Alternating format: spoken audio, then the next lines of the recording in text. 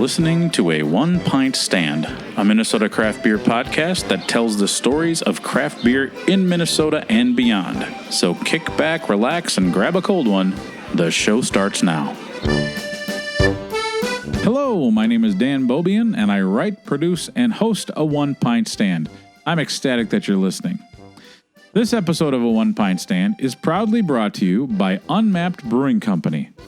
Located in the Glen Lake neighborhood of Minnetonka, Minnesota, Unmapped Brewing provides a great place to bring the family and doggos for a variety of beverage options. You can start with their base camp coffee in the morning, and then transition to a refreshing beer or a thirst-quenching seltzer after that. Unmapped Brewing has something for everyone. On this episode of A One Pint Stand, I sat down with Jess Talley and Lindsay Darling from the Minnesota Craft Brewers Guild, as well as Amanda Egamite from Ursa Minor Brewing, to talk all about All Pints North, Minnesota's premier craft beer festival that takes place in Duluth, Minnesota on Saturday, July 26th. This festival will feature some of Minnesota's best craft beverages in a setting that is quintessentially Minnesota. So, let's head out to the Broken Clock Brewing Cooperative Tap Room for our All Pints North beer conversation. Cheers. Welcome to another on-location episode of A One Pint Stand. I'm your host, Dan Bobian. Today, I have the joy of chatting with Jess, Lindsay, and Amanda, and we're going to be talking about All Pints North, the Minnesota, one of the many fun beer things to do in Minnesota that is put on by the Minnesota Craft Brewers Guild. It is taking place on Saturday, July 26th at Bayfront Park in Duluth, Minnesota. I want to thank you all for being here. This is really fun. I know, Jess, we've been talking about doing this for a while, and I'm happy that the stars aligned to sit down. It's raining cats and dogs, but hopefully when we're at the festival, it'll be sunshine and 85 degrees with a slight breeze off the Gitchagumi. That's right. So before we really dive in, we got so many questions. This is like a FAFSA form that I've printed off for everybody. So I'm excited to chat. But before we get into it, I thought each of you could introduce yourselves, maybe say your name, how you are affiliated with the Minnesota craft beer world, and your favorite Duluth, Minnesota activity. Yeah. Curveball right off the bat here. I'll kick it off. So I'm Lindsay Darling, and I am the events manager for the Minnesota Craft Brewers Guild.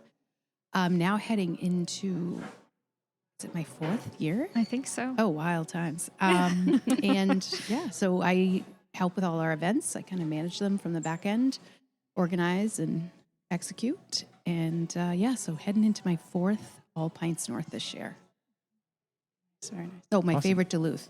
Yeah. Well, it's All Pints North, obviously. There's no question there. This was a test. Yeah. If you say anything but that word, we're kicking you off the show. My name is Amanda Egamite. I am currently on the board of directors for the Minnesota Craft Brewers Guild. Also, I've been working in various capacities at Ursa Minor Brewing in Duluth. So, done everything from, doing a little bit of production for a second. I've done a lot of taproom stuff mostly, but currently I'm kind of in between roles, doing a little bit of social media, wearing a bunch of hats, basically, is what I'm doing at Ursa. But happy to be there, and it's a great place to work. And my favorite thing in Duluth, All Pints North is honestly the best festival. It's so fun, and it's a really great time to drink beer by the most beautiful lake. Right on. I'm Jess Talley. I'm the executive director of the Minnesota Craft Brewers Guild. I've been with the guild since late 2018. So All Pints North 2019 was my first APN, sort of behind the scenes. I just moved to Duluth, actually, last fall. So I live there now, and other than gardening in my yard, which is my whole world this time of year, it's been really fun for me to visit all the Duluth breweries more because, I've been with the guild for a long time, but my ability to actually get out and go have beers at Minnesota craft breweries is, limited by time and geography and all kinds of things. So now that I'm up there, I can connect a lot more frequently with our breweries on the North Shore. And that's just been really cool to get to, see those production spaces and meet those staff and, just connect better with breweries. Aside from Urza Minor, because obviously I'm sure that's a favorite, what are some of your Duluth area go-tos for craft beer? Oh my gosh. Well, everyone who's a member. Funnily enough, I live a stone's throw away from Lake Superior Brewing, up the shore just a little bit, which is further away from some of the other breweries who are quite a bit closer to one another. So I find myself there quite a bit. I do a board game night at Hoops, but really, you can't go wrong if you find a craft brewery in Duluth. You're going to have a great time. Right. Great. I also want to mention that we are recording this at Broken Clock Brewing Cooperative, which is we were trying to plan and find a place to go, and it's kind of tricky to find a brewery that opens early. And then I was reminded by you all, they're like, oh, they have the coffee shop. We can go there still. And luckily, we're here and we're recording. So we got a mix of like coffee and beer. They will pour you a beer here if you're here, just FYI. Just go up to the coffee, the barista / beer tender, talk about many hats. And I'm drinking this. It's a staff beer. It's a ESB, and it's 3.2%, which is the perfect beer for any activity. Oh, yeah. Whether it's raining, not raining. We're here to talk about All Pints North. One of the really, it has become kind of the crown jewel of beer festivals in Minnesota, and it's put on by the Minnesota Craft Brewers Guild. The Minnesota Craft Brewers Guild does so many great things. A lot of things that probably the casual craft beer fan doesn't even know about. But All Pints is a very popular thing, and one of the many things I think that makes it fun is it's not in the cities. It's a little field trip. So if somebody's listening right now and they either live under a rock or just woke up from too much NyQuil, what is All Pints North for somebody who has no clue? It's the best summer brew fest in Minnesota is what I would say. As voted on by readers of the Star Tribune multiple years in a row. So All Pints North is it's a craft beer fest, although there is much, much more than just craft beer. The breweries in Minnesota are making craft beer, of course, but they are also making ciders and seltzers and hemp-derived THC beverages, sodas, coffees, teas, you name it. Minnesota craft breweries are brewing it, and they're doing excellent work.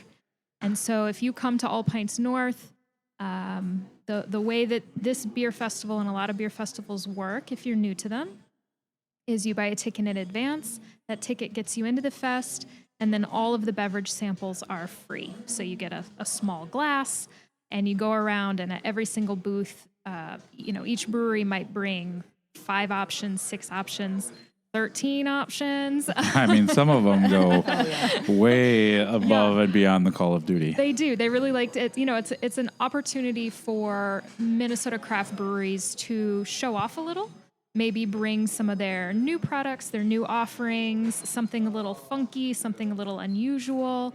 That might have been the first place that you tried like those frozen beer icy smoothie things, or beer cocktails or stuff like that. Breweries really like to have fun and bring their best to these festivals. And so you get to go around, you get to sample things. And then of course, I think Lindsay can talk a little bit about some of the other activities beyond just the beer that happens at All Pints North.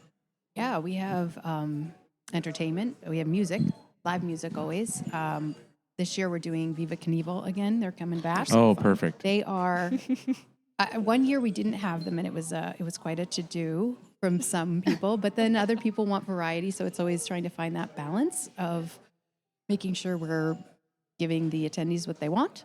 But this year we're also going to have an inflatable obstacle course, if you dare. We had one at Autumn Brew Review last year, and it didn't get a lot of action at the first, I would say, hour, but by the end, we had a line around the block trying to head down. Yeah, I have no idea. People just needed to get a little loose. A little loose. Yeah. We have our mist tent, obviously, if you need a little misty because last year it was so hot. It was so hot. We did double that size, but I would say for me, the thing I like best about All Pints North is it always feels like a celebration of the industry. It feels like all of our members getting together, like coming back to camp and getting to hang out and see each other because they all just come together, and it's a nice celebration of the pride and of what they do and how they do it so well. So that is such a happy event, I think, that occurs at All Pints North. One of the things that I really like about it is that it does seem like, you go to certain beer festivals, and sometimes you might find the brewer or one of the owners or taproom manager, somebody who's very plugged in and very connected.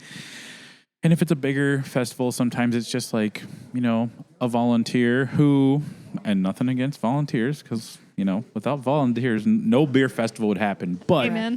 Sometimes it's like, I want to nerd out a little bit and hear about the beer, hear about maybe how it was brewed, or talk to the owner if I haven't been to that brewery and get like a little bit of 411. And I do feel that this festival does bring so many people up there, which isn't easy. I know like people who own breweries, work at breweries, like weekends are precious. And sometimes you want to like not be around beer.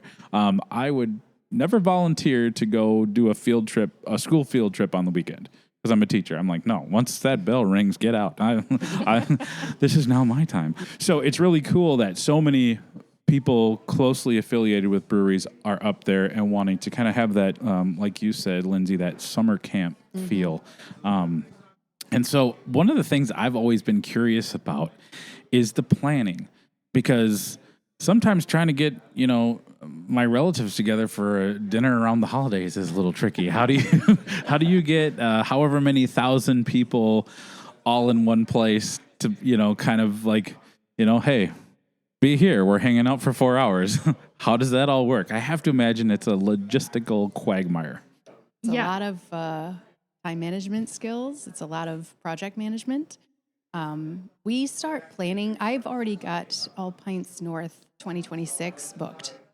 So we do things a year and a half in advance for all of our events, honestly, because that's the only way you can really execute the event well, is planning. So getting them was a lot of coordination amongst a bunch of different groups. So you got to coordinate your volunteers. You got to coordinate the breweries. You have to coordinate the vendors. And keeping them all separate, but also working on the same timeline really helps with that.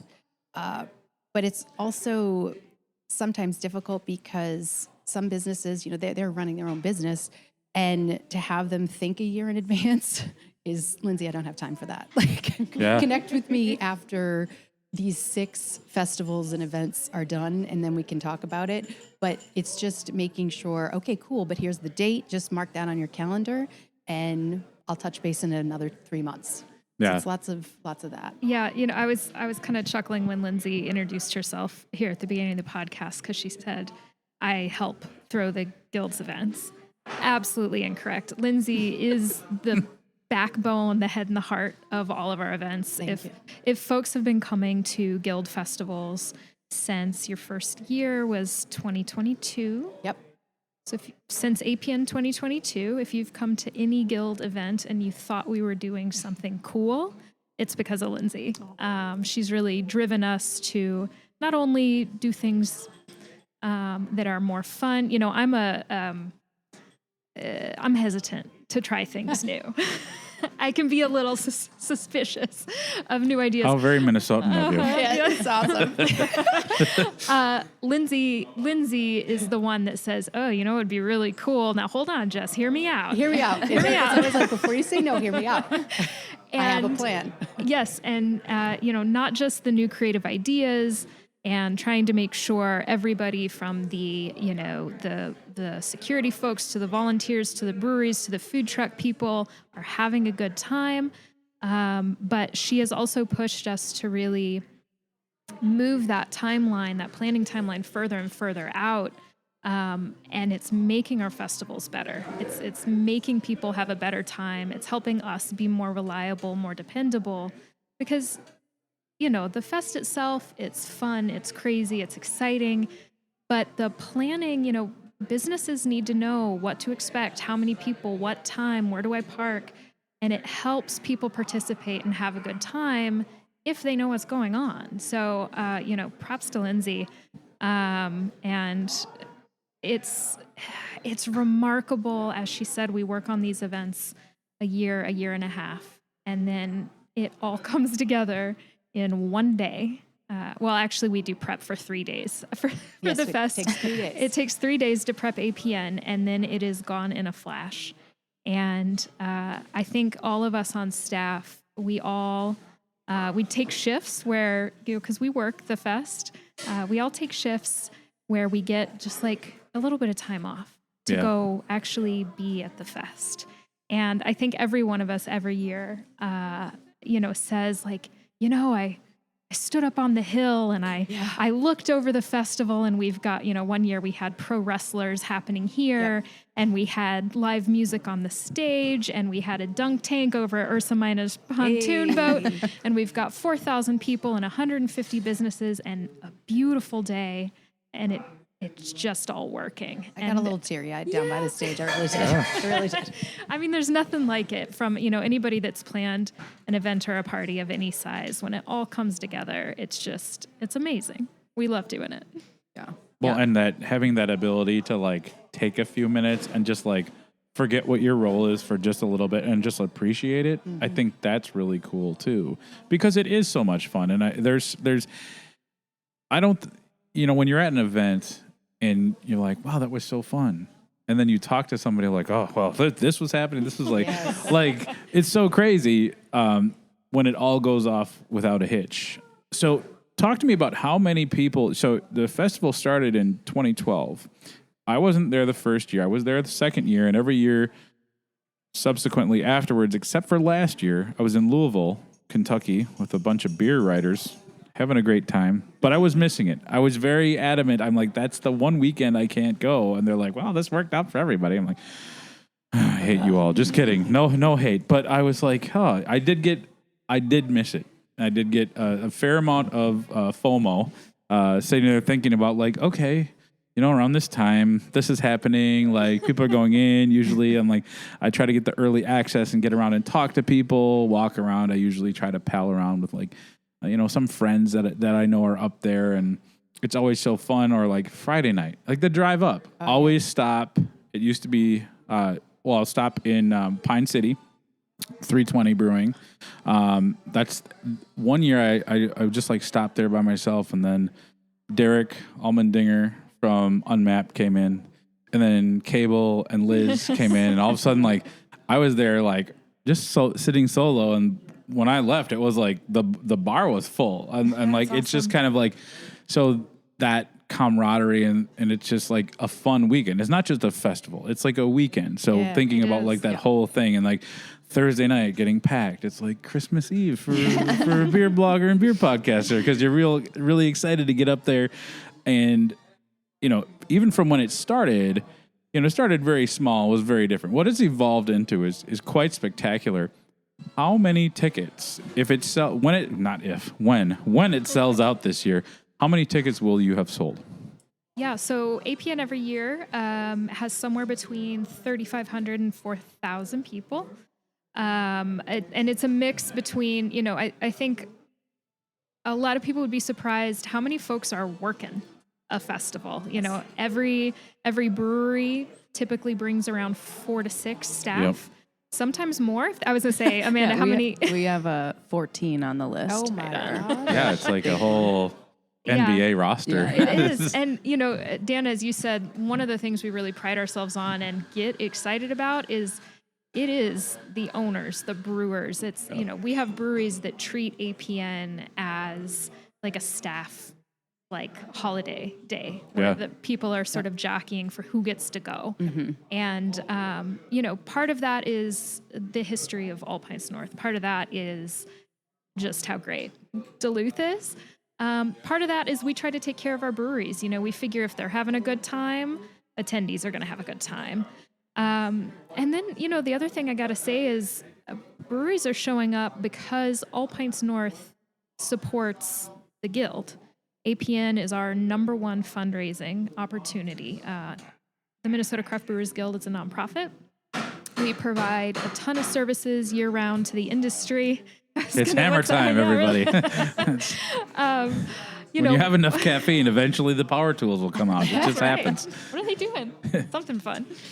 So, the Guild, our advocacy work, our scholarships, our, annual professional conference, the communications we provide, all of that is nonprofit work that has to be funded somehow. And All Pints North is our major source of funding. So, our breweries, I think they know that when they come and when they help us sell tickets and when they bring everybody up to Duluth, it's not just about their business. It's not just about Duluth. It's not just about supporting or reaching customers, but it's also about being a part of the Guild, being a member, and supporting the organization and in turn, the industry as a whole. So, we're super grateful that we are still able to get out those teams and throw such a good party for the industry. Yeah.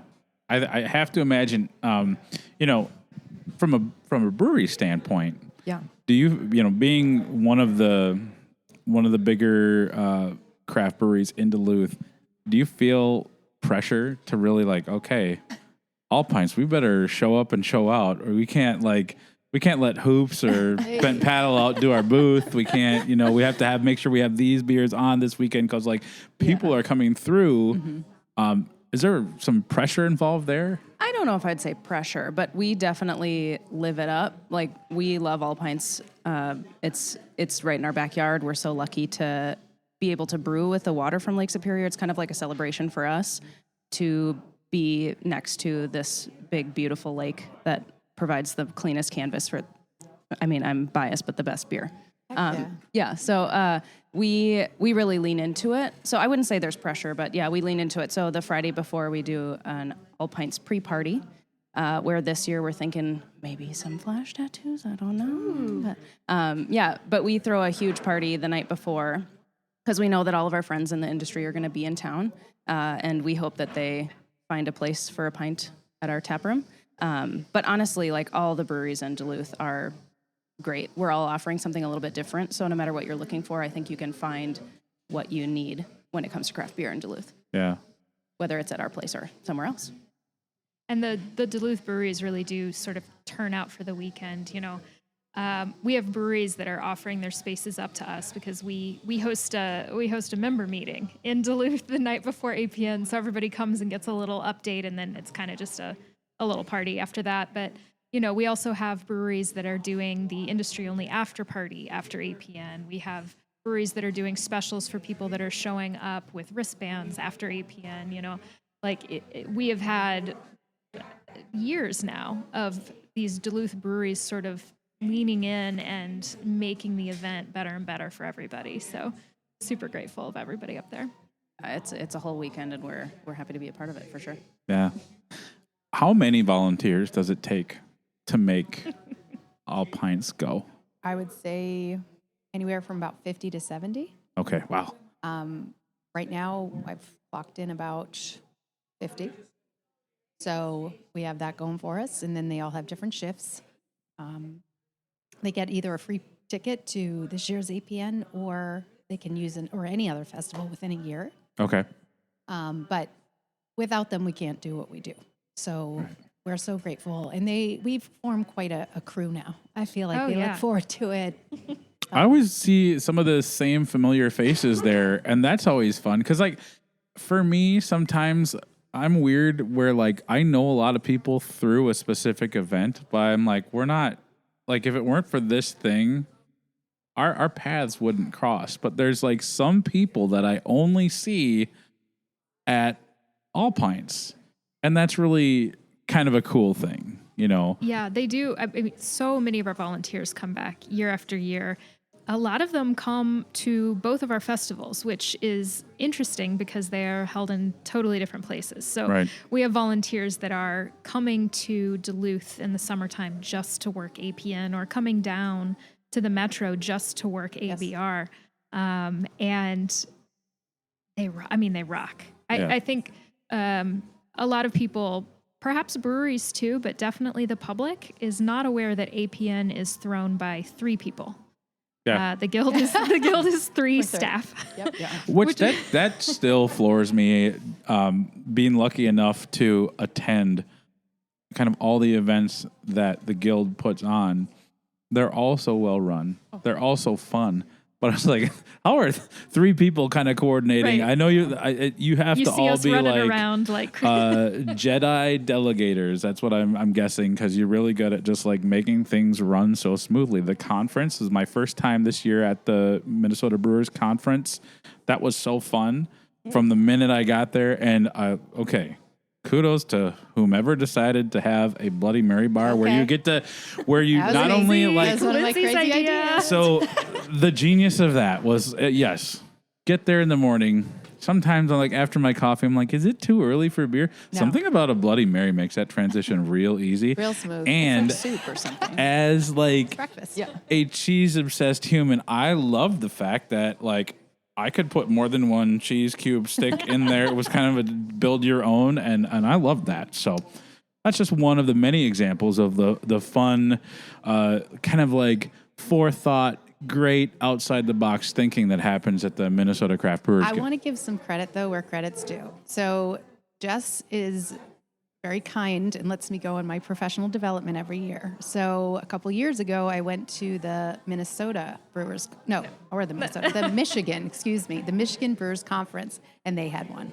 Okay. And so in my list of notes, numero uno on that list was Bloody Mary bar. All caps, period. Okay. So that I feel if you ever talk to event managers, event planners, they'll say that all of their ideas are just stolen from other places. And that's what we do. We just share ideas back and forth. But yeah, that one was my number one list. Jess, when we did a recap, well, what'd you learn? A whole bunch of things. However, number one, you need a Bloody Mary bar. So that got to give credit to Michigan. Yeah, Michigan credit Brewers to Guild. Michigan. And that Bloody Mary bar gets me through my my morning speech that I have to give at every conference where everybody's sleepy and I'm burning off like 2 days of chaos, packing and prep, and then suddenly I have to like look nice and say smart things in front of 400 people, and thank goodness for that Bloody Mary bar is all I can say.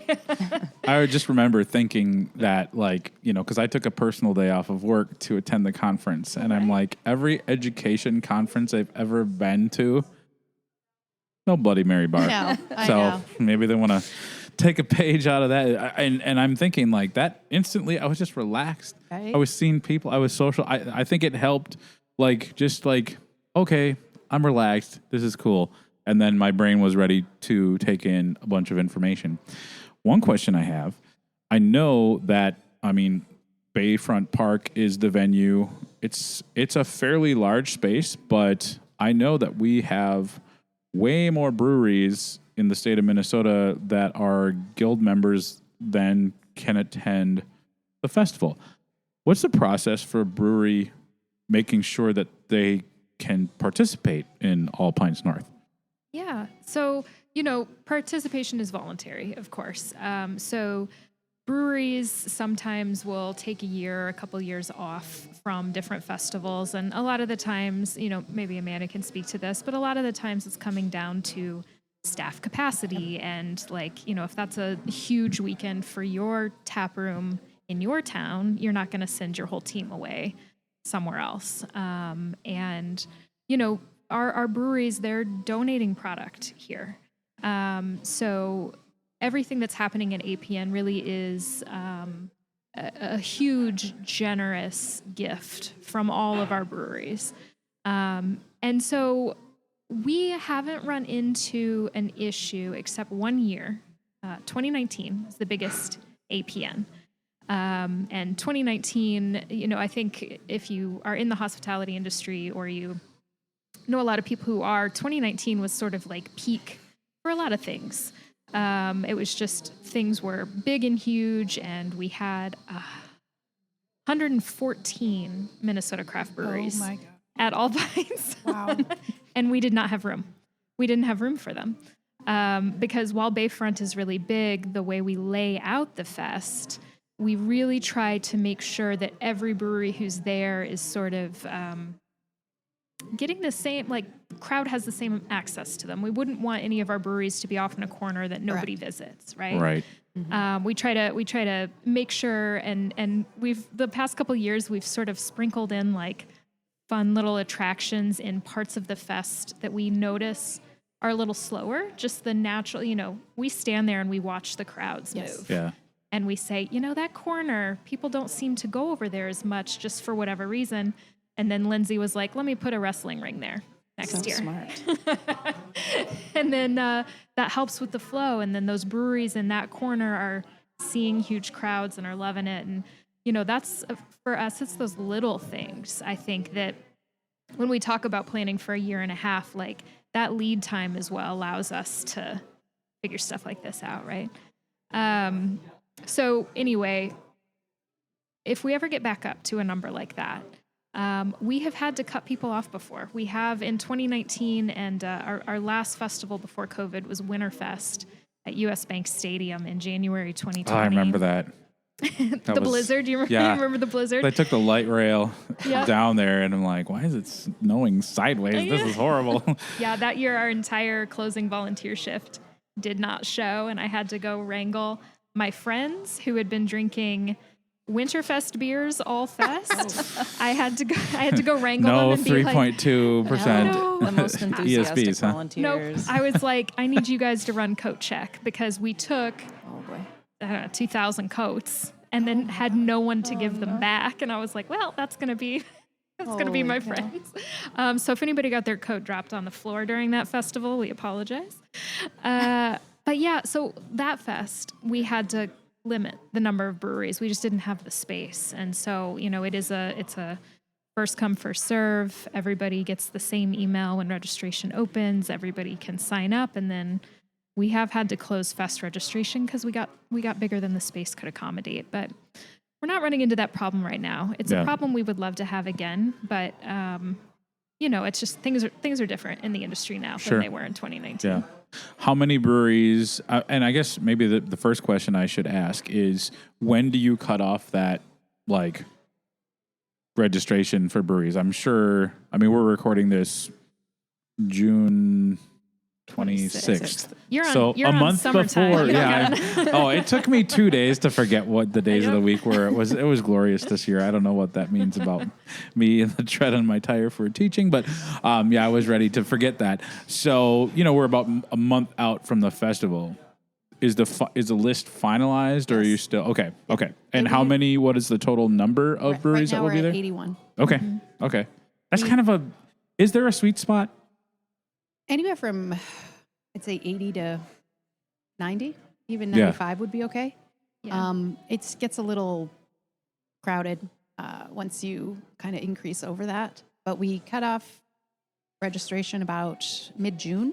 Okay. Reason being is then we have to start developing the map. We have to start figuring out the layout, who's going where, what makes sense.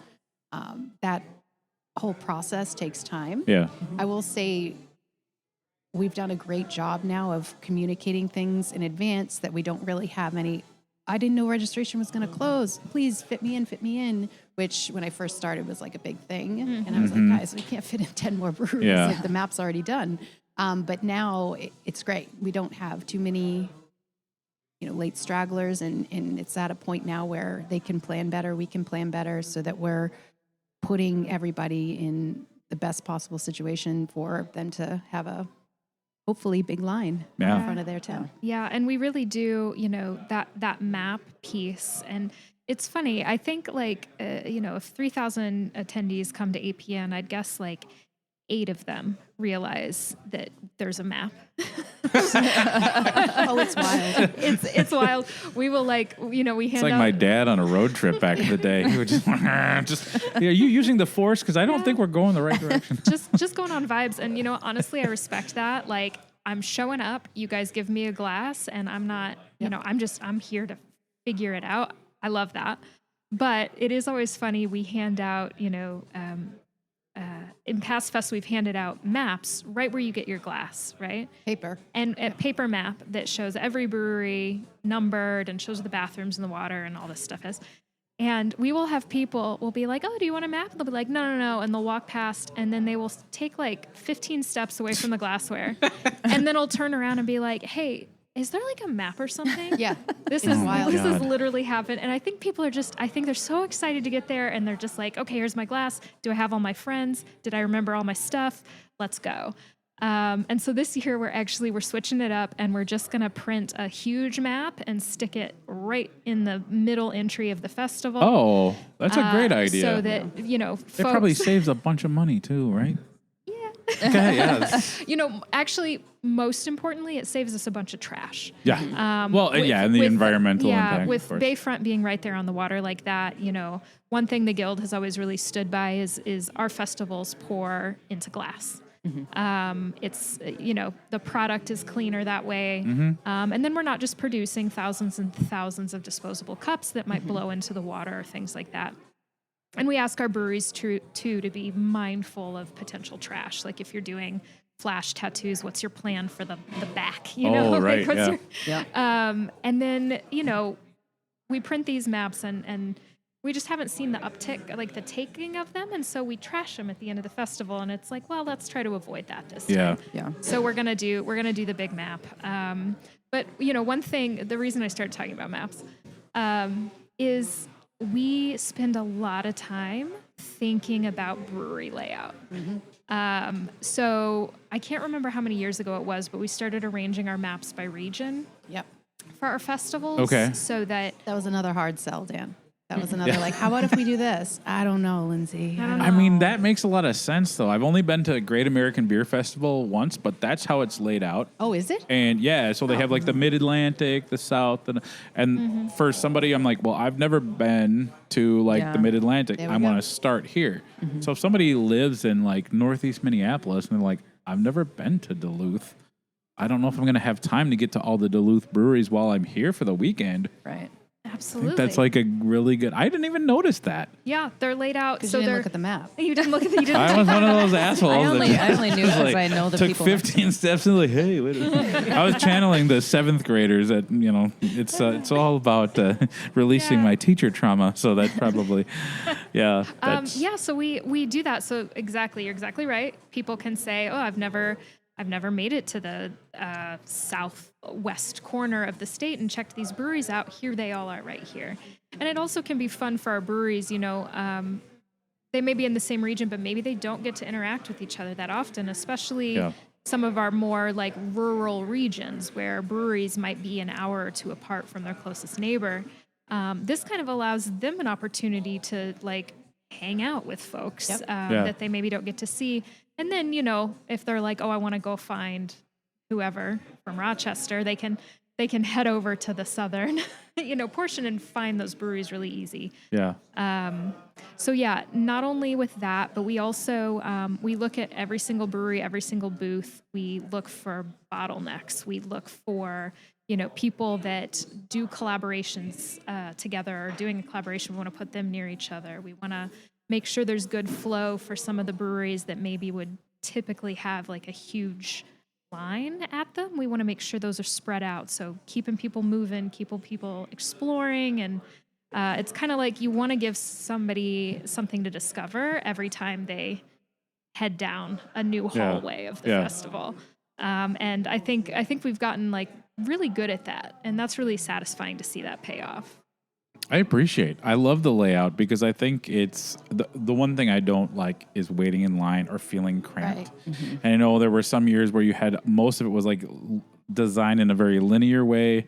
And if you got 2 lines doing a release, you're like butting up against people. And it's like, I mean, I love crowds, but only to a certain degree.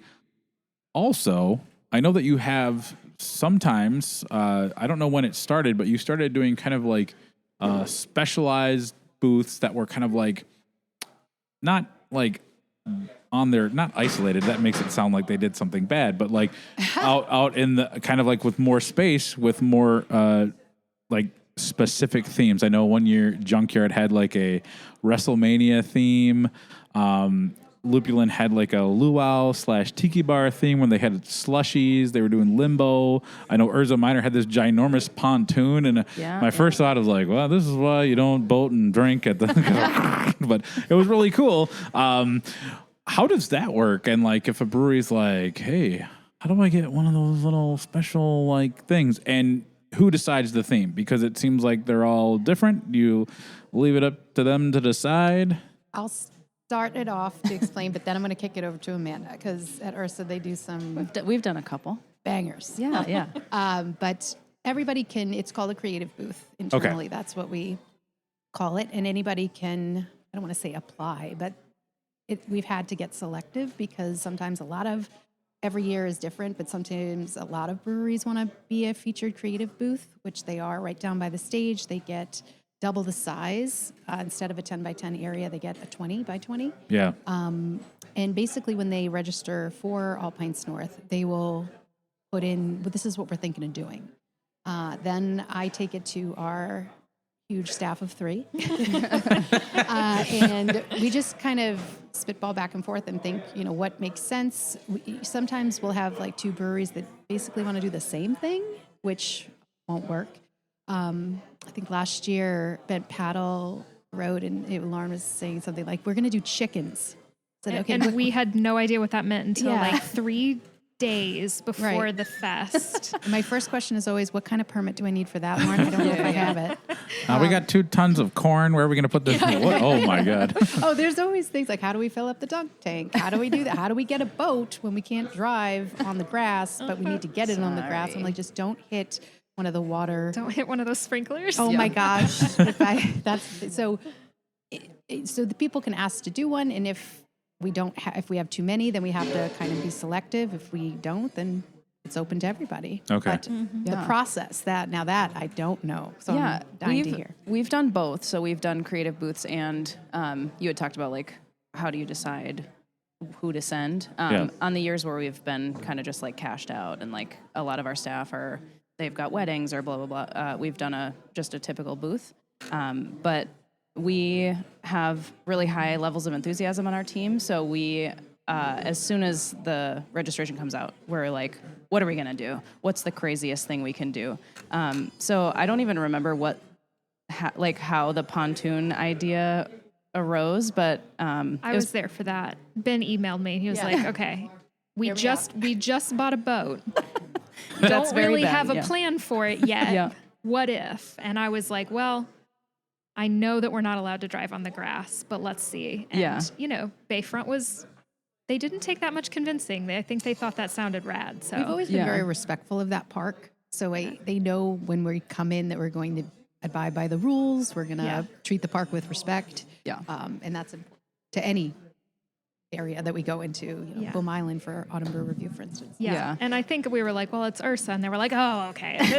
Oh, that definitely helps. They know this park. They're all right. Yeah. So like, as far as the planning goes, like even this year, we feel really great as a team. We've got tons of enthusiasm. So we're like, how do we channel this into something that's really fun, that gives the guests something to remember? Because I think we still have people coming to the tap room like, oh, I went to All Pints and like I remember dancing on the pontoon. Like it was just such a moment. So we just keep trying to outdo ourselves. So one year we did Camp Wanna Crack a Beer, and the Lake Superior Zoo was so kind to let us borrow this, like, I don't know how tall it was. I'm really bad at spatial awareness, but like 15-foot inflatable bear. It was huge. It was huge. Yeah. So yeah, we've done everything from Camp Wanna Crack a Beer to a pontoon party, and this year we're looking to do Unsalted Seas. So Tell us a little more. Yeah. I actually didn't look at your proposal. I just know. I just was like off the dome, like, okay, picture this. Yeah. What You do about the best write-ups, What I about have to say. mermaids? And then there's also a sturgeon, and like maybe there's a sunken ship, and there's pirates. So we're doing Unsalted Seas as the theme, and we're kind of pulling it together. We just had a meeting this week about it, talking about like bringing a slushy machine, and I just ordered some crazy inflatables on Amazon. So we're trying to do something fun. I think we really enjoy all pints, and we want to do something that people are going to remember. And tattoos have kind of become like a staple where honestly, sometimes the line for bear hop tattoos is longer than the line for beer. So that's a given. But yeah, we're excited to be there, and we keep trying to do things outside of the box. If it's been done before, we're not interested in doing it. So crazy is kind of our middle name.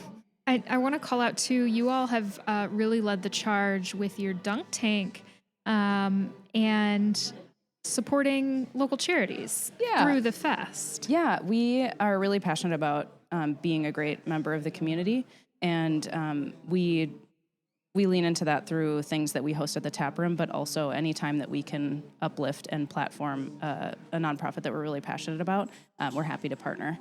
So in the past, we've had dunk tanks on site where all of the profits for the dunk tank go to the aquarium or the zoo.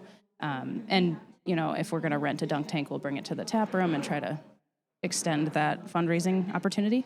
But yeah, we're happy to partner with a lot of really great local nonprofits in Duluth. For any of the information we're talking about, if you want to buy tickets, if you want to see the list of breweries pouring or the food trucks, or you want to sign up to volunteer for this event, or you want to check out Autumn Brew Review this fall, folks can go to our website, mncraftbrew.org, and you'll see buttons and various things like that. But we are always happy to take volunteers. And as Lindsay said, depending on what shift you're signing up for, a lot of our volunteers just, once their shift is over, they check out with us and then they go straight into the fest. Yeah.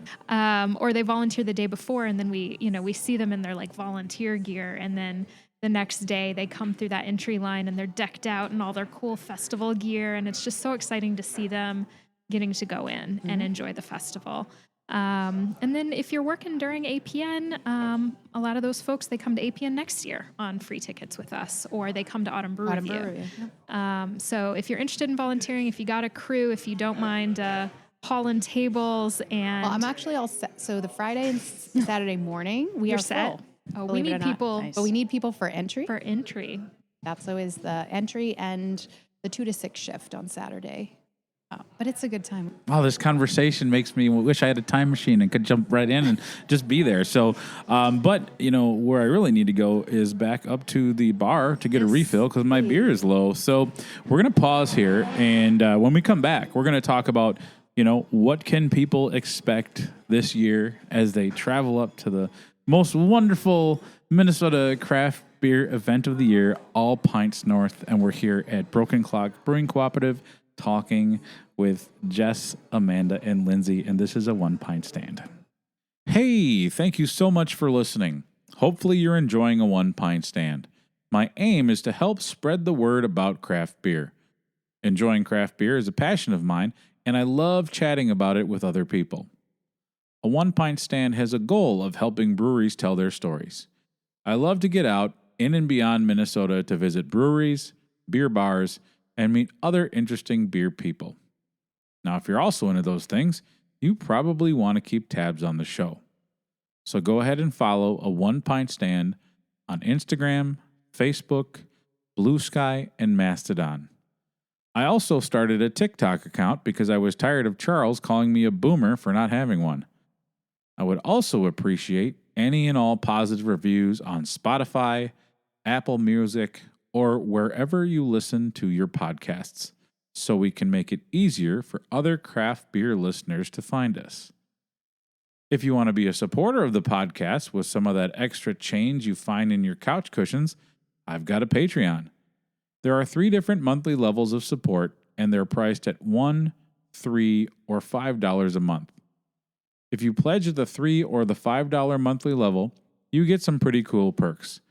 So go to patreon.com and search up a One Pint Stand to check it out. We're up to 25 supporters, and I am just so ecstatic about what that means for the show.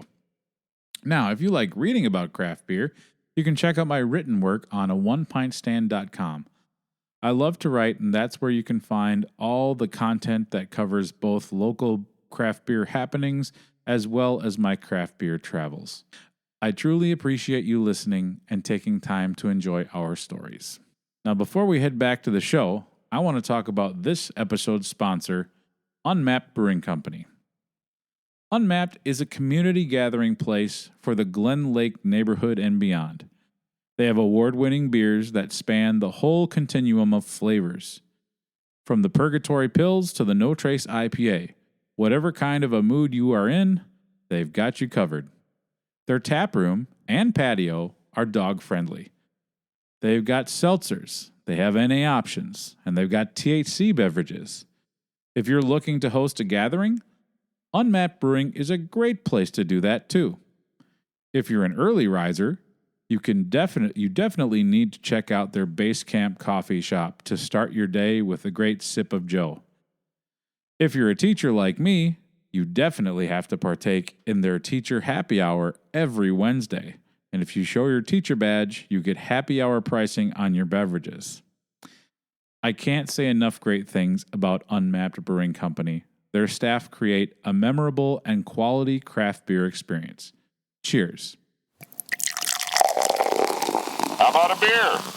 All right. Well, we're back. We've got full glasses. We got, first half of the show went very fast, like all pints usually does. There's always that point when I get at the beer festival when I'm like, oh God, it feels like it's going to be over soon. And you look at your watch and it's like, oh no, there's still 3 hours left. And sometimes that's great. And sometimes that's not great because, there's so much good beer. That's so funny that you say that because my husband came to the very first beer fest he ever came to was All Pints North. Me too. Yeah. Same. So, he wasn't initially in the scene, and he came because I was like, hey, I have this really cool job and you've never seen it. I want you to come see this thing that I've been freaking out about and working on for, months and months and months. And he loved it, of course. And now he has all of his friends come and all of that. But the thing that he said after a year or two, he was like, there's always a point in your beer fest where I think like, oh, this is going to be over soon. I need to really get as many beers as I can. And then he looks at his watch and he's like, oh, I've got 3 hours left. And then he said, and then there's always the second time that I think, I think I'm about ready for this to be. It's kind of dragging along. And then he looks and he realizes he's got 15 minutes left. And he's like, oh no. And then he has to it's like, the different phases of a beer festival. Yeah. That's and people should know because we're a nonprofit, our events can only be 4 hours. Yeah. So without fail, the feedback we get from attendees, it should be longer. Why isn't it longer? I can't believe it's not long. Can be longer. Other fests are longer, and we can't. So we wish. always have the people hovering under the Yes. tent, like, are you guys still pouring? Yes. And the tent is Right. like all the way down covering the taps. You're like, clearly no. Clearly No. not. Yeah, and that's always a fun, anybody listening to this, if you're like, I wonder who those folks are at the fest.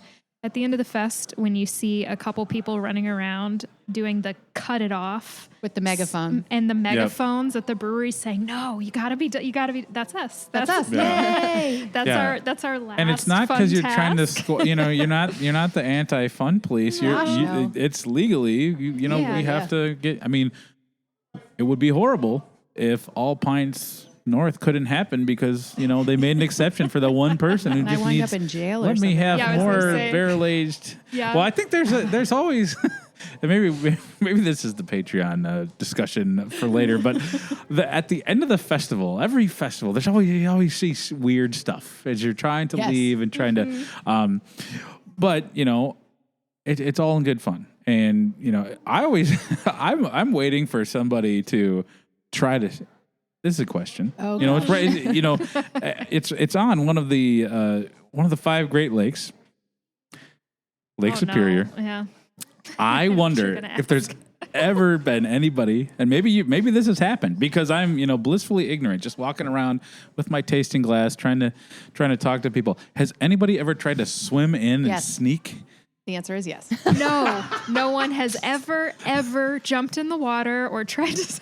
I've seen No one people- should try it. So when I create the security plan, I send them a 2-page document saying, this is where we need you when, this is what to look for, this is what to expect, all these things. And one of my bullet points is look for small boats, look for canoes, look for kayaks, Personal floaties. on the waterfront, you know, by the lake, because people will try to canoe or kayak on in and then come up over the rocks and be like, hey, I'm a volunteer.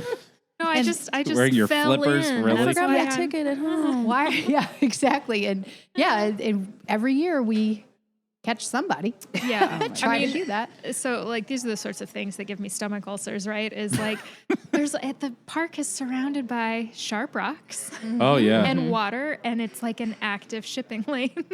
So, you know, for me it's like please get off those rocks. Please don't. Yes. Oh, but But last year though, it was Last so year hot. it was I wouldn't so have blamed hot. anyone, I wouldn't- I honestly. went in the No. water. I'm not gonna lie. Although I will say last year was one of my very favorite APN moments. Last APN was the first APN that we had THC beverages Yes. at the fest. And We were one of the first to do that, we were. to have them combined. And it was, you know, we checked in with a lot of our breweries who were serving THC in the tap room, and we were like, hey, is there anything we need to know? And they were like, oh, just like have a nice quiet corner just in case anybody needs to like get away from it all for a little bit. And so we did We that did. first fest. And we put it right over there by the water. And we had it on the map, and we said, hey, if you need a break, like I think we called it the Zen Zone. I it love was- alliteration. Yeah, we do our That's best. great. We do. And it was, I will say, it was nothing. It was literally just a 10 by 10 tent and a couple chairs, right? But that area got packed last APN, and everybody was sitting in the shade of those trees and sitting on the rocks, just watching the really, really big boat go by for like 20 minutes. And I was like, man, this is the chillest APN. It was very zen. It was so people were just loving it. It was awesome. I Last year was remember awesome. when I first pitched, I was like, Jess, Bob, hear me out. Like, we should just allow THC. I mean, they're pouring it in the tap. Let's let them, you know, you go up to a tent. Do you want a seltzer? Do you want a beer? Do you want a THC beverage? Do you NA? Whatever you want. And then, of course, we were like, well, we haven't done this before. So it's either people are going to get a little nutty at the end, or it actually has worked out, I would say, in our favor. It calms things down. So the last hour, you'll see a lot of people transitioning to THC beverages, where before it was like, well, I only got an hour left. I'm going to try to ramp things yeah, up. like power hour. Yeah, power hour. On a hot day. And a hot day. We have so many water stations. 12% barrel aged stout quickly. But everybody was just so calm leaving. You know, we were like, calm oh, and hydrated. it was great. I was I like, was so dare calm. right? I was Never been more calm. Well, and it's something that worked out. I have found myself explaining, you know, because as the guild, when THC beverages first came online, we were interacting with a lot of agencies, a lot of legislators, a lot of different business owners, insurance people, everything, just who were like, what is going on over there in Minnesota? And there's a lot of hesitancy, right? For Yeah. people that don't know these beverages, don't consume this substance. There was just a lot of uncertainty. Insurance companies didn't know what to do with it, you know, all kinds of stuff. We had to check with like the cities and all the regulatory bodies, like, is this going to be a problem? Are you guys going to need new paperwork? And it was just, you know, it was a lot. But since we started doing it, we did it at APN and ABR last year, we got so many compliments. And this is what I always tell regulatory bodies when I start talking to them about THC at beer festivals. Our security crews at APN last year came up to us and they were like, we didn't have a single incident. Yep. We didn't have any injuries. They were like, you know, we work Bayfront all summer, year after year Yeah. after year. We didn't have anybody passed out. We didn't have anybody with dangerous levels of dehydration. They were like, this is the best crowd. And Everybody was behaving. And, you It know, was- for us, right. for me, the worrier of the group, it was like the biggest weight off my shoulders. I was like, oh, this could not have gone better, you know? And so then when ABR rolled around, it was a no-brainer. I was like, of course we're going to do that again, because it allows people to sort of self-regulate in a different way. And it allows our breweries to really showcase everything they've got Yeah. rather than just half of what they've got. So it's fun. We're looking forward to keeping that going, and we're just happy that everybody enjoyed it and Was responsible. was responsible. Yeah. I'm curious to maybe dip my toe in the Zen zone. I did that after the winter beer dabbler, just because you get to the point where you're kind of like, I'm done with beer now, and then 56 Brewing they do really nice THC seltzers, but I'm very much a novice about it, and so I was like drinking them. They taste really good, and I'm like, oh, this is a great change of pace, and it's like. And I took a lift over to Urban Growler because I'm like, I'm going to go get some dinner. And I sat at the bar, and then it just kind of all hit me at once. And I'm like, and I'm like, the person brought me the menu. Like, I'll give you a second to look over the menu. And I'm like, when is he coming back? This is taking so long. And my friend was like, dude, that was 2 minutes ago. And I'm like, that's going to be very interesting. Yeah. So I don't know. Like, that's a kind of a ebb and no pressure. Yeah. You know, on our maps, we have like a little tip column, a little advice column for folks that are maybe trying that for the first time, right? Because you want folks to have a good time at the fest. You know, one thing that we really as Lindsay was saying just a second ago, like we have so much like water stations, mist tents, lounges to sit down in. We have NA. We encourage breweries to bring NA and serve it at their tents, but we also have an NA tent at the fest because we don't want anybody to have a bad time. And if you're not used to a festival environment, I mean, we have to deal with it when we work them, right? It's hot. You're thirsty. You're surrounded by awesome, delicious beer that's like for the taking. You know, you just walk up and somebody's like, check this out. Check out this cool thing. You do want to make sure people have the options to pace themselves, chill out if they need to, get a little quiet time under a shade tree if they need to, and stay hydrated, especially it was so hot last year. Yeah. Like 90 So I hung out in the refrigerated truck for a little bit. I was like, I'll just reorganize these kegs and stuff, guys. take a little breather. Yeah. We have tips for folks that are maybe experiencing that beer festival experience for the first time or beer and THC for the first time. And a lot of it just comes down to taking it slow, pacing yourself, and listening to your body, not trying to keep up with people. Right. Just make sure you have a good APN. Yeah. And that's one of the things I think that the Guild does a nice job of is that, at All Pints, at Autumn Brew Review, I seldom see people really out of hand. And I think it's just a different crowd. Yes. When I think of some of the larger beer festivals where instead of like capping at 3,500 or 4,000, there's way more people, there's way more breweries, and the last hour, it kind of turns into a human monster truck rally. People just trying to go crazy, and I'm like,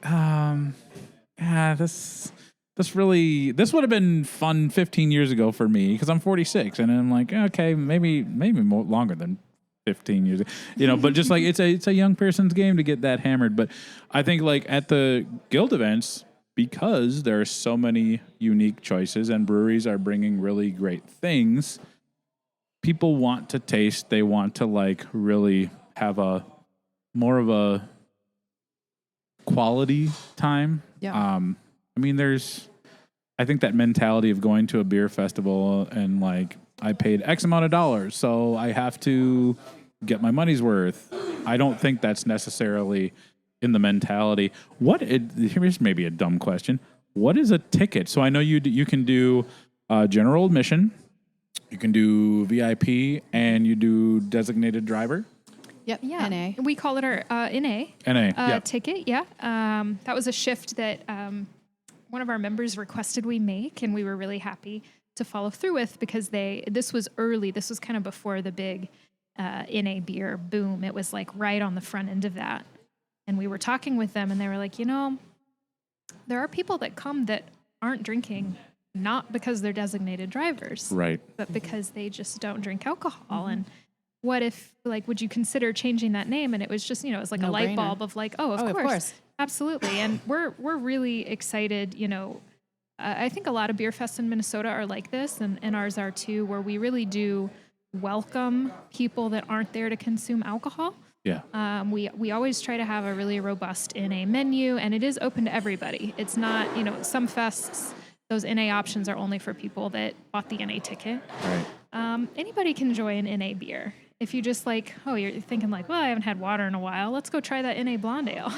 It's just like that hydration or whatever. So, anyway, we have our NA ticket. It's $20. Our general admission ticket is $65. And our VIP ticket is $75 or $85.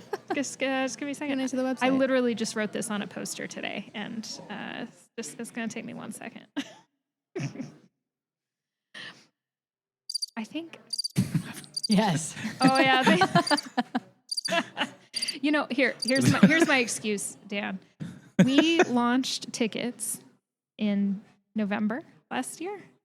Yeah. Which means we built this ticketing page and the website.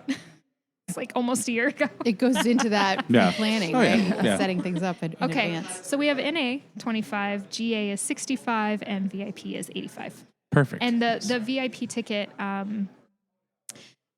it gets you into the fest a half an hour early. So if there's any, breweries that you want to hit, a beer in particular that you see on our beer list, which we'll be publishing here in a few weeks, that you want to make sure you get a hold of, or if you want to skip the lines a little bit, you can get that VIP ticket. And then this year we're even doing like a little something a little more special for our VIP. They get a special commemorative glass. So do. they're going to have a different glass than the general admission. And folks that were really excited about your sparkly VIP wristbands, I think you're going to like this special VIP glass this year. It's a little different. And then they'll also, you get that. We were talking earlier about how All Pints North is great because it's not just, let's say, volunteers or whomever working those booths. It's actually the brewer themselves. Yeah. And I think that's what kind of separates our festivals a little bit from everyone else, is that you're going to get to meet the people that actually make the beer. So I say our festivals do have a lot of connoisseurs, people that know their stuff. And it's nice because they get to really meet and figure out, how are you making this beer? What hops are you using? Getting the backstory. And so the VIPs, they get that even more so because they can get that one-on-one. And the brewers, they love to meet the people that are drinking their products. Yep. So we're also toying with the idea of maybe just all the VIPs get into a raffle and somebody is going to win free tickets next year. So there's a whole bunch or of... a pontoon, maybe. Maybe, and with a pontoon boat. Who knows? Are there going to be any new, like, rookie Minnesota breweries at this event? Rookie is maybe not the word, but definitely people who are pouring for the first time. Okay, yeah. So one of the fun things is we just got our almost final draft of our brewery map earlier today, I think. And I'm pulling it up right now because there is a on that map, which you're going to be able to find big in the center of the fest this year. There's a little, I think it's like a little cross mark next to every brewery where it's their first time at the fest. I always think that's really exciting. It's a very popular festival. It's a big deal for people that are like, beer nerds, and now THC nerds, to see a place pouring for the first time. And I think in talking to people over the years, like, we're going to be at All Pints, and they're so excited. So I'm anxious to hear who the newbies to the festival are going to be. Yeah. So I'm counting them up really quick because there are a couple. Jess is now playing Candy Crush on her phone while we wait and do a commercial break. Well, we have 2 out of state that we haven't done for. Yeah. Do you want to talk about that a second? Ooh, Sure. So this sounds interesting. So we opened this up to nearby states that have maybe wanted to join us but haven't for a long time because we hadn't opened it up to out of state. It was just exclusively Minnesota breweries. But some of these out-of-state breweries, we have Drecker and Toppling Goliath, have partnered up with our member Minnesotan breweries.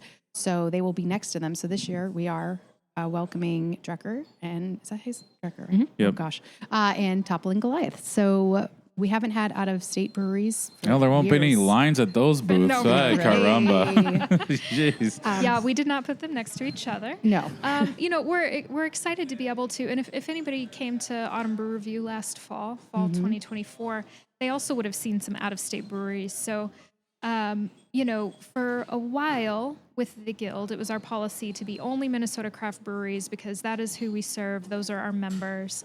But it was, kind of a controversial policy that our board made, however many years ago it was, just because breweries are so connected to other breweries in other states. They do collaborations, they do cross trainings, they see each other at events. They're friends. Yeah. And so not having those breweries at our fests was always something that was like, oh, it's kind of cool that we're just featuring Minnesota, but it does mean some folks are getting excluded, and that's not as fun. So we really have been sort of trying to figure out a way to make it still a benefit for our Minnesota craft breweries specifically, but maybe they can invite folks they're collaborating with or that they're really close with. And so we're really excited to have Toppling Goliath and Drecker. And then we also have a couple specific THC beverage companies who have joined our organization who will be pouring there. And then we have a couple breweries in planning, of course, which if you've been to our festivals before, these are the brewery booths that aren't serving you beer yet because they can't, but they're maybe selling merchandise. They're talking to you about their location, when they're going to be opening. We really love to do that as breweries are up and coming. There's so much that relies on people knowing that you're going to open right. and where you're going to be. So Creating that buzz is important. Yeah, and like seeing what beer fests are all about, seeing what the Guild is all about, connecting with other breweries, maybe breweries that it's like their favorite brewery and it's super cool that they're, right next to them at APN. Lunar and then Cannabis is joining for the first time this year. Lunar Cannabis is new. And then we also have Rar Eagle Brewery, which is an actual brewing facility based out of Rar's malting facility. Oh, yeah. So that'll be really interesting. This is the first time I think that they've poured at any of our fests. Oh, that'll be cool. Yeah, because we did through Brewing Change Collaborative, we did a tour at RAR and found out that they had their own brewery and they had their little tap room right, in the lobby. That was really cool. That'll be fun. Yep, they'll be at APM. I hope they bring their root beer. They had other good beers too, but their root beer was really, really yummy. We'll have to make sure we got that. Yeah, I'll send an email. Hit them up for Yeah. the NA Thanks for that tent. This weirdo wants to get in the Zen zone with your root beer. Bring it along. Drecker. They might as well be considered Minnesota. They're like a 5-minute drive across the river up there. Yeah. So we talked a lot about the logistics of the fest, the planning of the fest. Now I want to dive into okay, so you marked that weekend off. You're ready to head north. It's not just the festival, and this is the thing that I want to be very clear to the listeners. It's a whole event, a whole weekend. There's all sorts of stuff to do, and I do think this is what Bob Ross would call a happy little accident. It's really a nice showcase of all beer things happening in Duluth, and I want to get Amanda. I want to get your perspective as a brewery in Duluth. Yeah. Like when All Pints is getting closer and closer and closer, what is the excitement level like in the tap room? Yeah, I mean, we're definitely pumping ourselves up. So summer in Duluth, it's basically from Grandma's Marathon to Halloween, and that's how we treat it at the tap room. So we are staffed and ready. We're making sure that everybody is educated on our beers and that we have the right schedule so that people can get beer and pizza really fast, and that folks are excited. We know that there's a bunch of tourists coming to Duluth. Typically, it's people's like cabin spot, or there's a lot of folks coming from the Twin Cities who are coming to look at boats or whatever you do when you're from out of town. So yeah, we're making sure that we're being good hosts, letting people know like the best hiking spots and where to get a good burger and, what's the boat schedule, like people are obsessed with boats, I guess. So yeah, we're pumping up and getting ready for Alpine specifically. Like I said, we host a little party beforehand, and all the breweries, I think, are excited to showcase what we have to offer to a really selective group of people who are already interested in craft beer. And really, everybody's kind of got their own thing going on. You can get some really great seltzers from Blacklist, and they have a really beautiful tap room, and Castle Danger is just a little bit of a trek, but they've got some really great beers as well. Hoops has a really classic beer hall and a great place to gather with a huge group of friends. Bent Paddle has been around for quite a while, and they have a gorgeous outdoor space, and their tap room is really beautiful as well. And, Warrior, although smaller, they have a really interesting spot and story as well. I think everybody kind of has something unique to offer, and if you're going to be in Duluth anyway, it's really great to stop at a bunch of different breweries in such a small area. Yeah. Like for being so small, Duluth really does have a pretty impressive list of breweries. It really does, especially if you count what you can get over in Superior, if you count the cideries, and then as you're, if you're coming in from out of town, if you're traveling up 35 or you're coming in from the west, or even, we often get like a pretty hefty number of folks coming down from Thunder Bay. And so as people travel in, there's craft breweries to try there too. And, I don't remember if we were recording, you were mentioning that one year you went up to All Pints and you stopped in Pine City, and then coming in behind you was some it was a one whole craft brewer and then another craft cavalcade of hooligans. Yeah, folks just stopping in halfway it's point like for a beer. that's like the perfect. I mean, I don't love long car rides. I always love an excuse to kind of break it up a little bit, and I live in St. Paul, so I think Pine City is like the geographic halfway point for me. I'm like, okay, get up there early, kind of right when they open. And back before it changed ownership, I would always like to try to catch, Nick in the tap room. And you mentioned also like that was the weekend of their anniversary. So they were always like, kind of like, do we do All Pines? Do we do our anniversary? Like it was kind of like, kind of trying to figure out what the schedule would be. But, when I was lucky enough to find Nick in the tap room and chat with him a little bit. But one year, I drove up kind of by myself. I was sipping on a beer, and then Derek from Unmapped came in, and he's sitting down there. Then Cable, and then Liz, and then before you know it, there's like a whole group, and we're kind of having our little pre-party. And I'm like, all right, well, if I stay here, I won't get to my final destination. So I got a mosey. But it was kind of cool being always plugged into social media and watching all the other people that were like, oh, I guess we just missed you. Like, oh, well, just like, it's just a fun kind of like the zeitgeist of the whole weekend and just like all the things to look forward to, because I love an accidental, like, oh, it's you, an unplanned meetup with a friend is just so great. And then once you get up there, I used to beeline it right for Castle Danger, to go up there, have a couple beers, sit in their tap room is just like a cabin. Yeah. So like just quintessentially up north. And now they've got that wonderful patio. So do that, then come back to Duluth. We used to stay at Fitker's. They would have a shuttle. So we just let's head over to Bent Paddle. Let's go in that direction. There's so many things to do the night of. Obviously, there's festivities at Urza Minor. Yep. You've got the pizza. I mean, beer and pizza. Don't. If you're listening to this, do not plan your agate hunt for Friday night. Just go to Urza Minor. Don't overthink it. Beer and pizza, good people, great fun, and there's always fun things to do in and around the festival. And I like to, on the day of the festival, maybe we not need to talk about how to handle yourselves responsibly, but do not just go to the festival without having some coffee. Yes. But I'm not or get coffee there. And I was just going to say, Duluth Coffee Company will be at All Pints North. So okay, you can always keep your energy up. You could really play around with caffeine, alcohol, THC, and then that might motivate you to take a dip in the lake. So one year I got to tell this story. One of my really good friends, Charles, he's a Patreon supporter, but he's very in tune with nature. He's always my friend who's going hiking, he's going biking, he's camping, everything in between. One year it was like that, that area right by the lake that gets a little zany. People were like breaking down their tents, and Sean, the head brewer here, I think had thrown an ice ball at me, and I was like, ha ha ha. And then I see Charles make a beeline for the lake, and I'm like, what is he doing? So me and my friend Marcus, we all go, and you talk about jagged rocks. Oof.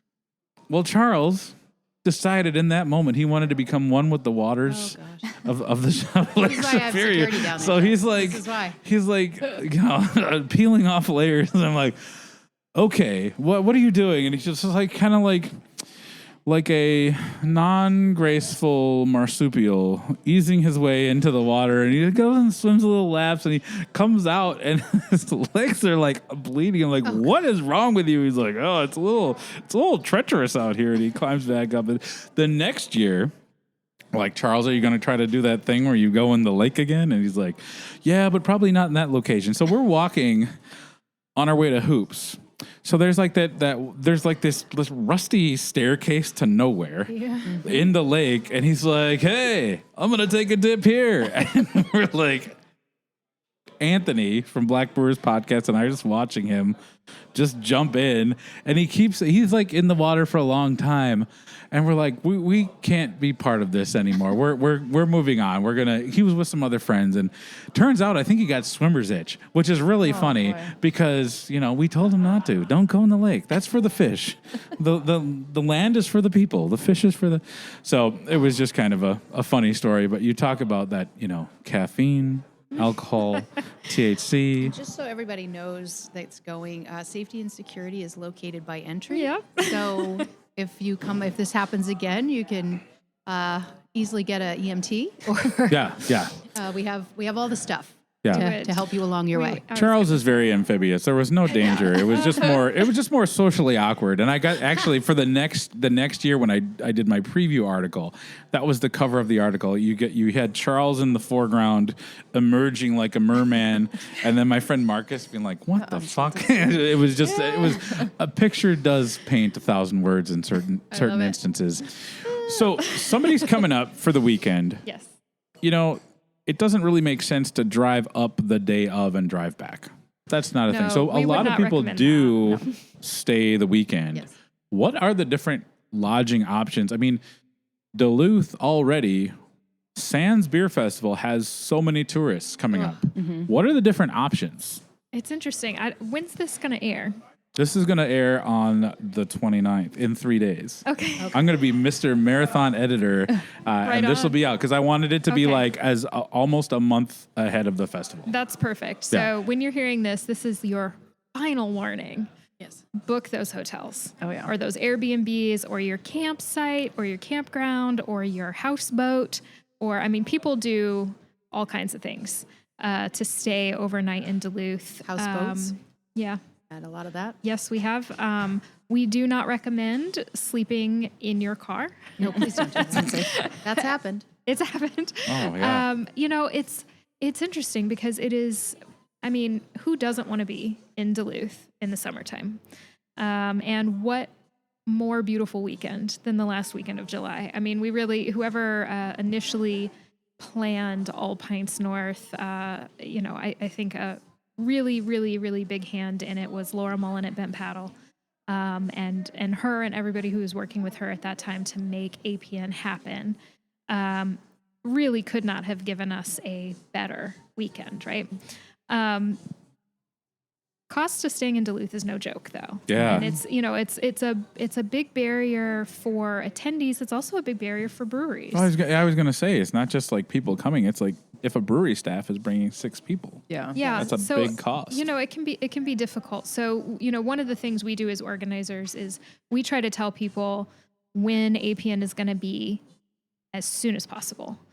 We tell our breweries as soon as possible. We book out hotel blocks for them with a lot of our great hotel partners.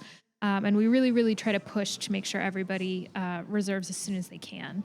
And then we just sent out an email to all of our sort of public folks, our public newsletter, saying you should definitely have your hotels by now. So book them if you don't have them yet. But yeah, that's what, I mean, we see people, they're staying at campgrounds. They're crashing on couches. They're because just so many people want to be there, which is a great problem to have as a festival organizer. I think it's a great problem for Duluth to have in terms of seeing that kind of turnout and that sort of interest.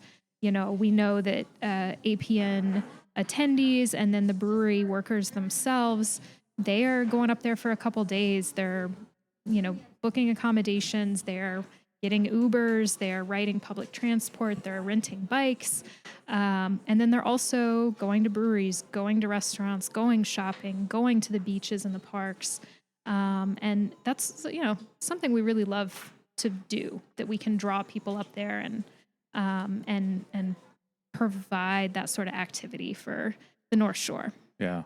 I work with Visit Duluth every year to get room blocks at a variety of hotels. So if anybody listening is looking, you know, call a hotel and say, do you have a All Pints North block? Yeah. Because you may get a discounted rate rather than, some of them are already sold out, but I can only get what they're offering. And these hotels know that they're going to be busy. Regardless. Right. So, but it is always worthwhile to ask if there is a room block for us, because we do have room blocks at a variety of the hotels up there. I would say too, like, don't count out Hermantown. So Hermantown and Duluth are technically two different areas, but it's all kind of the same. So yeah, I would check out Hermantown too if you're thinking about it. Yeah, for sure. And also, you know, across into Wisconsin, I know that a lot of people end up staying in Superior. And, you know, it's just a really big weekend up there for the shore. And you're going to have a good time pretty much no matter where you go. And I will say, if you want to feel like you're in a Bruce Springsteen music video from the mid 80s, drive through Superior. Hey. It's an eclectic place. When you're going, I'm like, wow, a lot of Foundry, kind of has a grit to it. It's a very interesting place, but I love Superior. So I want to know, because I always come for the whole weekend. And I love, you know, when I travel, I want to find the coffee shops. I want to find the cool food. Give me some recommendations. Give me a coffee recommendation. Give me a, like, burger recommendation. Give me a vegetarian-friendly menu. And I'm not just talking about, okay, we've got cheese curds. Give me, like, you know, some, because people who are vegetarian or vegan, I feel like they always get the shaft when it comes to, you know, food. So give me a couple of recommendations. And maybe when somebody is done with beer, they want to switch it up, where can they go to get either a nice glass of wine or a really good cocktail? This is all you. All right. Well, yeah, I'm impartial to Lincoln Park. That's where Ursa is, so got to plug the place. So, I mean, obviously, Ursa Minor is a great choice. We don't have burgers, but we do have a vegan pizza that honestly has the most flavor of any of the pizzas on the menu, in my opinion. A lot of people like the Weisweiker, but sometimes Gorgonzola can be a lot. We also just released some salads, so if you're looking for something a little bit lighter, we've got you covered. But yeah, as far as like other really good food places, Vabene is right on the lake. It's gorgeous. They have a little patio situation that's really, you got to stop there. Bali Asian cuisine is really good in Lincoln Park. They've got a curry that is just so delicious. Ooh. So yeah, as far as food, those are kind of my favorite spots. Cocktails, I know Altitude Cocktails just opened in Zenith Base Camp, which is just down the street from us. So they've got some interesting things going on down there. Vikra is also pretty fun. They have a distillery in Canal Park, which is a cool spot. Yeah. They've got really interesting drinks, and they make their own syrups, and they're very, very craft centric. So yeah, those are some good places for cocktails. But wine, I think there's a place downtown called Altapino. I know they do a lot of wine. Vabene also has wine, and okay, yeah. But I'm all about the beer, obviously. Yeah, and I think, you know, like the Lincoln Park District, there are so many great small businesses there, right? Yeah, I mean, you can just people walk. Just walk, and I'm so surprised at how it's not. I mean, you probably have a different take on this. I won't use the term gentrified, But I just think it's like become developed in a really cool way. It's still accessible. It's not like over the top, like snobby, but no. like it's like there are so many cool spots there. And every time I'm there, it's like, oh, there's a new place. So now you talked about this Asian place. Now I'm going to put that because I love curry. Bali is it's so good. And then, you know, of course, a ton of people who come to APN, they're staying in Canal Park, and there are a ton of restaurants. There's a number of breweries down there in Canal Park. There's, you know, of course, there's Northern Waters. There's, you know, some real like place you got to go when you're visiting Duluth right there in Canal Park. And especially for people that are staying in Canal Park and walking to and from the fest, you know, it's really nice that it's really easily walkable and that you can stick around there and still get some really, you know, classic Duluth experiences. If you're staying in downtown, of course, there's craft breweries downtown as well. And a couple really nice little cocktail bars and restaurants, also very walkable. So, and then, you know, even if you're further up, if you're closer to like, you know, the Fitgers complex or things like that, and then you have Sir Ben's and you have you know, the malt shop thing, and there's a coffee shop in Fitgers. And so really, wherever you're staying, you're going to be in a spot that's actually, you know, it's pretty walkable and pretty easy to find a lot of different options and a lot of local Duluth-based businesses. And then, of course, at our fest, we got a ton of food trucks. Yep. That I think almost all of them are Duluth-based. We got a couple other. We got a couple. Cities Yeah. What people. else do we got? Yeah, we have Oasis Del Norte, but T&D Concessions is Tom is one of the first people I worked with when I started planning this event. So I work with all of them all the time. So every year, so we've become friendly, and it's nice. And also for something to do, don't sleep on that aquarium. That's pretty sweet. Love that. I aquarium. love that aquarium. And the train museum. And don't sleep in the aquarium. And please let's don't. be honest. Please don't. But yeah, no, I'm a big fan. We took our son there, and I don't know if he had more fun, if I had more fun. I don't know. It was a toss up. We were both having a good time. I'll say that. And then, of course, you know, if you're more on the outdoorsy angle, you know, that's what brought me up to Duluth. That's what I spend most of my time doing up there. And you really can't go wrong. No matter which direction you drive, you're going to find gorgeous hiking trails. You've got Hawk Ridge right there. You've got the beaches on Canal Park or further up the shore. You know, it's a short drive to get to some really spectacular natural wild places in Duluth. And you'll pass a number of breweries on your way there. Yeah. So, you know, folks that maybe want to sweat a little bit before APN or the day after APN, I know some people that's how they feel better after a beer fest. They sweat it out. You know, there's just so many options if you're up there. Yeah. So if somebody is listening to this and they've never been, what's the elevator pitch to like, okay, splurge, go up to Duluth for the weekend, take in All Pints. Why should they do it? All Pints North was one of my husband and I's very first dates. And I have to credit my husband, Tom, for getting me introduced to craft beer. I knew nothing about this. So we went for one of our first dates, and I just remember we're walking in, and they hand me the glass, and I was like, well, okay, what do I do? And he's like, just try stuff, Lindsay. This is your time to figure out all this thing. And before that, I knew nothing about craft beer. I thought every beer tastes it all tastes the same. And then I don't know if I tried like Tropical Fun Pants or something by Lupulin. And I was like, oh my gosh. It's like, this is delightful, Tom. And then I tried something else somewhere else and I didn't like it. And I'm like, well, gosh, now I have this whole cup. He goes, no, that's the beauty. Dump it out. Yeah. I was like, well, I'm not going to do it right in front of this booth. But so, and I was like, you could just dump it out. Yeah. So this is like, for me, after that, that's when I really I learned to love craft beer and craft brews, I should say, because it's so much more than beer. But I knew nothing about it beforehand. So I think All Pints North is a great experience for someone like, you don't need to know anything about craft beer. This is your chance to figure out, what do you like? Do you like fruit beers? Do you like IPAs? Do you like ales? Who knows? And you don't have to be embarrassed about it. You know, sometimes I feel like coming into a craft brewery, you can be a little, it's kind of a little, I don't know what to do. I don't want people to judge me, or I don't know what it is, but it's such a welcoming environment, and the festival is such a great opportunity to try things that you have never tried before and figure out what do you like. So I think it's such a great time, and people are so kind, and you get to learn to love the industry that a lot of people work so hard in. Yeah. Very well said.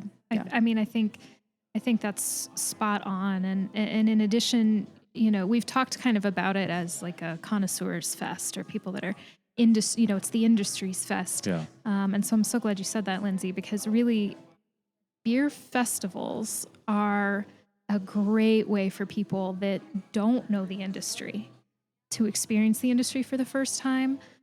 There's no pressure. There's no judgment. It's a big party. And then one of the really cool things is you're wandering around, and breweries are like literally showing you who they are with banners and props and costumes and activities and music. And, you can sort of scan the big line of tents. And if something's catching your eye, the festival sometimes allows the breweries to like loosen up a little, have a little more fun in a way that's like, it's not necessarily something they can do every day at their tap room, in the regular course of business, but it allows them to highlight, who they are, what they care about, what their vibe is, what their energy is. We have breweries that we had people doing minnow races, a chicken petting zoo, like a life-size Candyland. We've had thumb wrestling matches where they had a person with a megaphone doing like the Bruce Buffer announcements over these like thumb wrestling machines. Like there's just so much going on, and it's like choose your own adventure. And we get so many people that come for the first time, and we send out surveys. We're very love a survey. We love a survey. We love feedback. We love a form. We love feedback. We're Yeah. always trying to improve. And so we send out these surveys to everybody who buys a ticket, right? And we say, what did you love? What could we do better? And we get hundreds of responses from people. And a lot of them are saying, this is my first time, or this was my first time coming to a beer fest sober, or this was the first time I brought my parents to a beer fest so they could see like why I'm so into this. And we had such a good time and all of that. So, it's a great opportunity to check it out. Yeah. That's so cool. Yeah, I totally agree. I think whether you're drinking or not, or I've been there 6 months pregnant before. Yeah. And I think there's so many activities, and the camaraderie is so high. You're around a bunch of people who genuinely appreciate the hard work and effort that goes into what makes craft beer so special. And the folks that are pouring are typically the ones who are putting in the work to make that beer. And we're excited to share it with you. And it's a great opportunity for you to see the human aspect of the brand. And we love interacting with folks who are having a great time drinking the thing that we love the most. And at Ursa specifically, we use beer and pizza as a tool to connect with people. And honestly, All Pints is the epitome of what that is. It's like, so it's the embodiment of that. Exactly. We want to use beer to connect with folks, and it's a perfect opportunity for us to do that. I love all of that. Just illustrates it so well, because it is more than I just love the positive energy. And I think it's been really fun to hear how this thing that I hold so dear in my heart comes together. It's a lot of hard work. It's a lot of, pre-planning, trying to figure out what could possibly happen. What if somebody tries to sneak in with flippers in the lake, Which has happened. But I'm just so excited for it. And so I want to thank all three of you for taking time out of your busy summers. I know all of you are busy. To talk about this festival. So All Pints North is happening Saturday, July 26th, up in Duluth, Minnesota at Bayfront Park.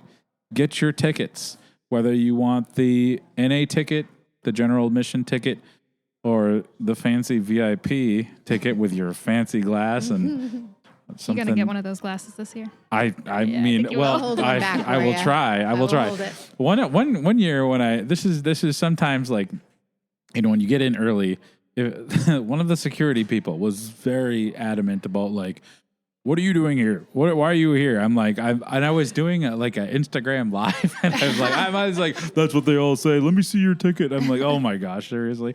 But yes, I'll try to get a fancy glass, and That makes sense because he has to answer to me and Lindsay. And Yeah. we run a tight ship. well, you put the fear of God in him, so kudos to you on that one.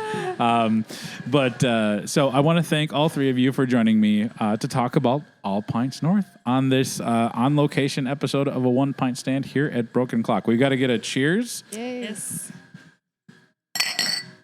Perfect. Cheers. Thank you. Holy cats. If after listening to that, you don't just want to jump in the car and drive to Duluth and go drink beer at Bayfront Park, you might be missing your soul. I had so much fun talking with Jess, Lindsay, and Amanda. I loved getting the look behind the curtain of All Pints North to hear all about the different moving parts that are involved when it comes to putting on such a wonderful craft beer festival. So, All Pints North, the craft beer festival put on by the Minnesota Craft Brewers Guild, takes place on Saturday, July 26th at Bayfront Park in Duluth, Minnesota. Be there or be somewhere else not nearly as fun. All Pints North is more than just a beer festival. It's a celebration of community, sunshine, and one of the truly picturesque places in Minnesota. Duluth in the summertime is a magical place, and I hope to see you all there for All Pints North. I also want to give a huge shout out to the crew at Broken Clock Brewing Cooperative for letting us record in their tap room. Our group loved the coffee and beers that kept our whistles wet during the podcast. Now, I want to give a special thank you to Brad Ashton, Marcus Dodson, Chuck Dorsey, Vicky Epper, Daniel Fisher, Todd Fitzloff, Laura Fleischfresser, Matt Holton, Cable Lefto, Ben Michaels, Sophia Masagi, Brent Newman, Bree Smith, Jesse Storms, Sarah Cry-Valento, and Brian Wu for being Kegstander level supporters of the A One Pint Stand Patreon. You've all shown incredible generosity, and I'm so thankful for it. Cheers to you all. Before I sign off, I want to give a shout out to our sponsor for this episode, Unmapped Brewing Company. Whether it's a cup of coffee at their Base Camp coffee shop or a pint of Purgatory Pills in their tap room, Unmapped Brewing Company in Minnetonka, Minnesota is an excellent place for craft beer and community. Check out their website, unmappedbrewing.com, to make sure that you aren't missing out on any of their wonderful taproom events.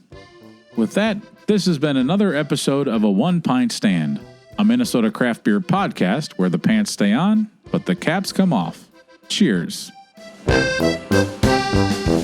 Also, for something to do, don't sleep on that aquarium. That's pretty sweet. Love that. I love that aquarium. And the train museum. And don't sleep in the aquarium. And please let's be don't. honest. Please don't. But yeah, no, I am a